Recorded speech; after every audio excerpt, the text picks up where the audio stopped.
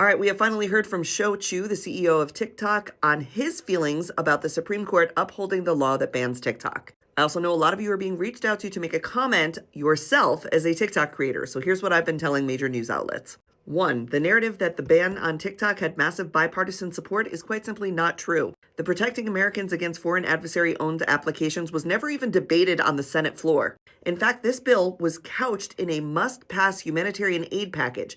That is the package that President Biden signed. That is what had bipartisan support. And within this humanitarian package was the red pill TikTok ban. Number two, there has been no proof, zero proof from any intelligence agency that TikTok did in fact interfere in elections or in propaganda or somehow cause national security issues to the American people. Only that hypothetically they kind of could. Well, so could any social media platform, and a ban on TikTok alone does not make us any safer.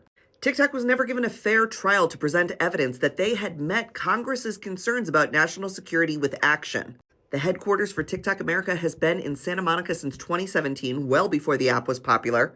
There are thousands of American employees that deal with the content and overall management of the American version of TikTok. All American data has been housed in Texas and Virginia and is owned by American entrepreneur Larry Ellison, the head of Oracle. ByteDance itself was founded on American venture capitalist dollars.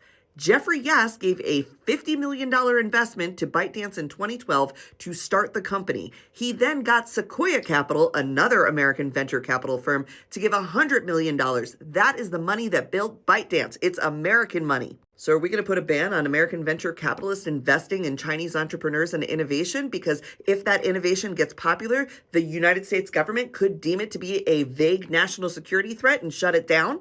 4 of the 5 board members at ByteDance are Americans and have been since its inception.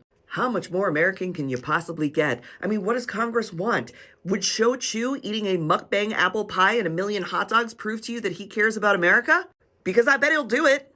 TikTok puts $24 billion in the GDP. There are 7 million small businesses that operate on this app. There are hundreds of thousands of creators that make money on this app, money that makes them make ends meet. We're talking about folks who make $200, $500 on the app that they cannot replace the income of anywhere else. That's the difference between having safe housing. That's the difference between putting food on your table, for your kid to take that violin lesson or play a sport. The average person's quality of life has been exponentially improved, both by the community they've built on TikTok, the money they've made here, the connections that they made, the confidence that they found in themselves. And to black that out is not only un-American, but it is an egregious affront to the American experience, to the free market, and to entrepreneurship. We are facing an economic apocalypse because of the ignorance of a Congress that doesn't understand the application and a Supreme Court that doesn't care. Do we really think that it is American to provide a blackout on the most popular communication platform Americans use the day before a new president takes office, a president who has said he's going to issue 100 executive orders on day one? Yesterday, President Biden said that he would not enforce the ban for 36 hours so that he could hand the decision over to President Trump, who says he's got a plan. Now, I wish that President Biden would have invoked that one-time 90-day extension that allows TikTok to operate for 90 days. The reason he didn't is because he felt that that infringed on the transfer of power. And also, the president can only invoke that extension one time, and it can only be invoked if there is proof that the application will be sold, which right now there is not. Cybersecurity companies have published articles saying that TikTok collects less data than its counterparts at Meta or Snapchat.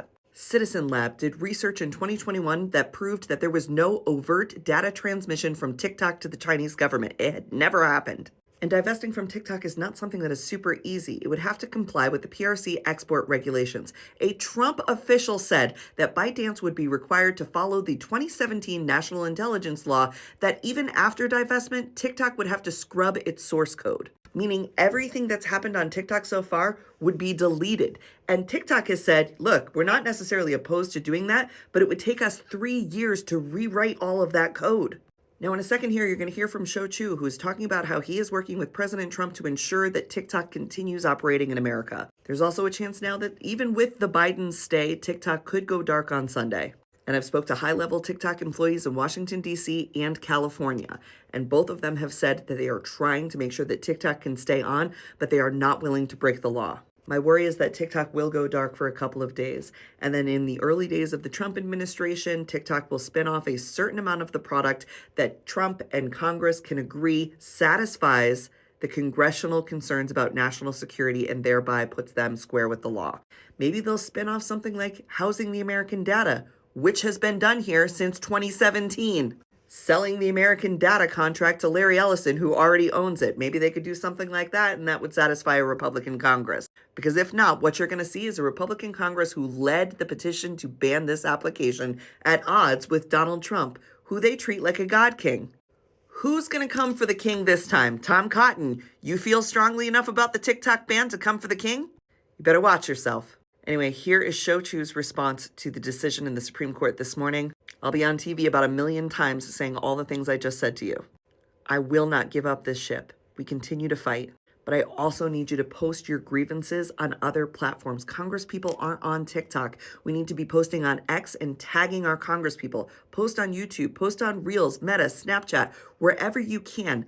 Give no quarter, no rest. Continue to call your Congress people and senators and tell them that you know the truth. This ban never had bipartisan support. It was never even debated on standalone merits on the floor of the Senate. And you want to see them do the right thing. And you definitely don't want to see TikTok shut down. But you have to be posting on other platforms, in particular posting on X, where many of our Congress people do the most of their social media-ing. I love you guys. I'll be back with more updates as we have them. We are not giving up.